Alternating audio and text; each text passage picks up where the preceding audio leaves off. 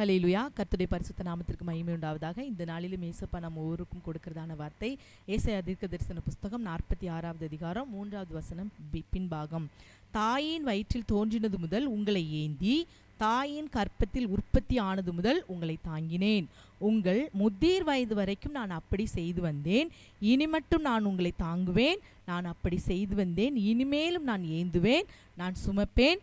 நான் தப்புவிப்பேன் என்று கர்த்தர் இந்த நாளில் நம்ம ஒவ்வொருவரையும் பார்த்து சொல்கிறார். தாயின் வயிற்றில் தோன்றினது முதல்ல நம்மளை ஏந்தினாரா, நம்மை தாங்கினாரா. கற்பத்தில் உற்பத்தி ஆனது முதல் உங்களை நான் தாங்கினேன், தூக்கி சுமந்தேன். முதிர் வயது வரைக்கும், நரைமயிறு வரைக்கும், இப்பவும் இனிமேலும் நான் உங்களை தாங்குவேன், உங்களை சுமப்பேன், உங்களை ஏந்துவேன் என்று சொல்லி கர்த்தர் இந்த நாளில் நம்ம ஒவ்வொருவரையும் பார்த்து சொல்கிறார்.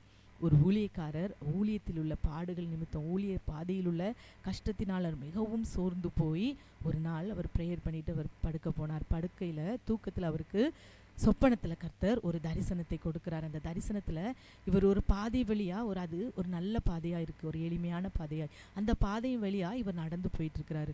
கொஞ்சம் தூரத்தில் அந்த பாதையை கடந்துட்டு அவர் திரும்பி பார்க்கும்போது பார்த்தா அந்த பாதை, அவருடைய கடந்து வந்த பாதையில் அவருடைய காலடி தடத்து கூட பார்த்திங்கன்னா இன்னொரு காலடி தடம் இருக்கு. அப்போ நான் ஒத்தையாலாம் வந்தேன், இப்போ 2 காலடி தடம் இருக்கே அப்படின்னு சொல்லி அவர் இப்படி பேசிகிட்டு இருக்கும்போது கர்த்தர் சொல்கிறார், மகனே அது என்னுடைய காலடி தடம், உன்னோட நான் உன்னை தனியாக விடுவதே இல்லை, உன்னை நான் ஒரு நாள் தனியாக விடவே மாட்டேன், நான் உன்னோட கூட நான் நடந்து வந்தேன், அதுதான் என்னுடைய காலடி தடம் என்று சொல்லி கர்த்தர் சொன்னாராம். அடுத்து பாதை பார்த்தீங்கன்னா அது கரடு முரடான பாதையாக இருந்துதான். அப்போ இந்த கரடு முரடான பாதை, ஐயோ நான் இதை எப்படி கடக்க போகிறனோ என்று சொல்லி அவர் கஷ்டப்பட்டு அதை கடந்து எப்படி போக போகிறோமோ என்று சொல்லி போயிட்டார். ஆனாலும் போய் திரும்பி பார்க்கும்போது எப்படி இந்த பாதையை கடந்து வந்தோம் என்று சொல்லி திரும்பி பார்க்கிறார். ஆனால் அந்த கடினமான பாதையில் பார்த்தீங்கன்னா அவருடைய ஒரு காலடி தடம் மட்டும்தான் இருக்குது. அப்போ அவர் கர்த்தரை நோக்கி கேட்குறாரு, கர்த்தாவே நான் அந்த எளிமையான அழகான காலடி பாதையில் என்னுடைய காலடி தடத்திற்கூட நீர் வந்தீர் என்று சொன்னீங்களே, ஆனால் இப்போ இந்த கரடு முரடான பாதையில் ஏன் ஒரு காலடி தடம் மட்டும்தானே இருக்குது, நீர் என் கூட வரலையா அப்படின்னு சொல்லிட்டு கர்த்தரை நோக்கி கேட்குறப்ப கர்த்தர் சொல்கிறார், மகனே அது என்னுடைய காலடி தடம், உன்னுடைய காலடி தடம் இல்லை, அது என்னுடைய காலடி தடம்.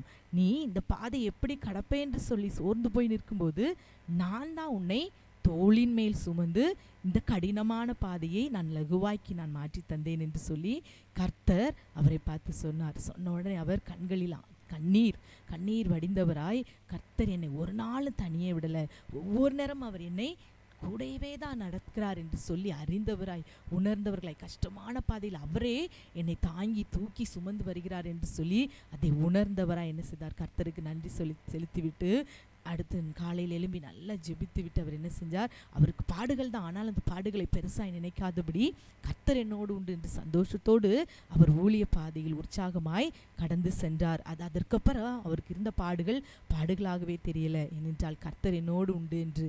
ஆகவே இன்றும் அருமையான தேவனுடைய பிள்ளைகளே, நமக்கு கூட இன்னைக்கு உங்கள் கூட கர்த்தர் உங்களோடு கூட நடக்கிறார். கடினமான பாதை கடினமாக இருக்கிறதே, நான் இதை எப்படி கடந்து போவேன் என்று சொல்லி நீங்கள் யோசிக்கிறீங்களா?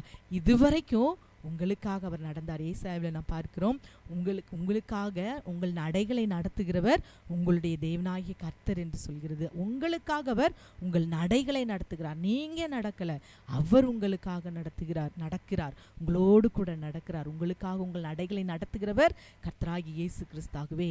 பாதை கஷ்டம், பாதை கடினம் என்று சொல்லி நீங்கள் சோர்ந்து போகாதீங்க. எனக்கு முன்னாய் வைத்திருக்கிற பாதை வெகு தூரமாக இருக்கு, நான் இதை எப்படி கடந்து போகிறேன், இது என் தகுதிக்கும் எனக்கும் மிஞ்சினதாக இருக்கு என்று சொல்லி நீங்கள் ஒருவேளை இன்னைக்கு அங்கலாய்ப்பீர்கள் என்றால் கர்த்தர் உங்களை பார்த்து சொல்கிறார், அருமையான தேவனுடைய பிள்ளைகளே, உங்களோடு கூட நரைமயிறு உள்ள வரைக்கும் நான் என்ன செய்தேன், சுமந்தேன். உங்களை நான் ஒரு நாளும் தனியே நான் உங்களை விடுவதில்லை, தனியே விட்டதில்லை, இனிமேலும் நான் விடுவதில்லை. நான் உங்களை தாங்குவேன், நான் உங்களை சுமப்பேன், நான் உங்களை தப்புவிப்பேன். வேறு எந்த ஜாதிக்கும் யாருக்கும் கர்த்தர் இந்த வார்த்தை சொல்லலான கர்த்தருடைய பிள்ளைகளாகிய நமக்கு இந்த நாளில் இந்த அருமையான வார்த்தை தந்து தேற்றுகிறார். அவர்களே அவருடைய அன்பை நினைத்தவர்களாக நம் கண்களை முடியப்பா, நரைமயிது உள்ள வரைக்கும், முதிர் வயது வரைக்கும் நீர் எங்களை சிறு வயதில் எப்படி தாயின் கற்பத்தில் உற்பத்தி ஆனது முதல் எங்களை தாங்கினீரோ அதே போல் இனிமேலும் இப்பொழுதும் தாங்கி ஏந்தி சுமந்து காப்பாற்றி வருகிற கிருபைக்காக நன்றி என்று சொல்லி எல்லாரும் கண்களை மூடி நாம் ஜெபிக்கலாமா?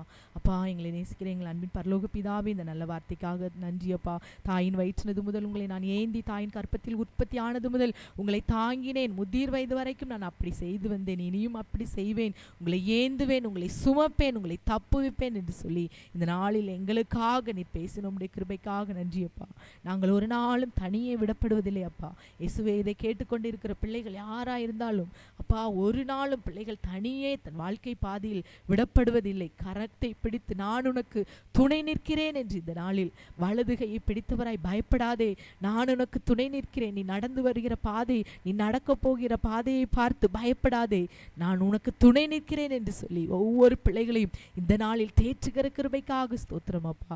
இயேசுவே, மை ஸ்தோத்திரிக்கும். நீர் தாங்கி நீர் ஏந்தி போகிற பாதையிலே அப்பா நல்ல ஒரு பாதையை காட்டி இயேசுவே நீர் வெற்றியின் பாதையில் கொண்டு போய் சேர்ப்பதற்காக உம்மை நாங்கள் நன்றியோடு ஸ்தோத்திரிக்கிறோம். கூட ஜெபிக்கிற ஒவ்வொரு பிள்ளைகளையும் நீர் ஏந்தி சுமந்து நடத்தி முடிவரை ரட்சித்து பரலோக ராஜ்யத்தில் கொண்டு சேர்க்கும்படியாய் ஜெபிக்கிறோம். முற்றிலும் எங்களுடைய கரத்தில் ஒப்பு கொடுக்கிறோம். சகல துதி கன மகிமையும் ஒருவருக்கே செலுத்துகிறோம்.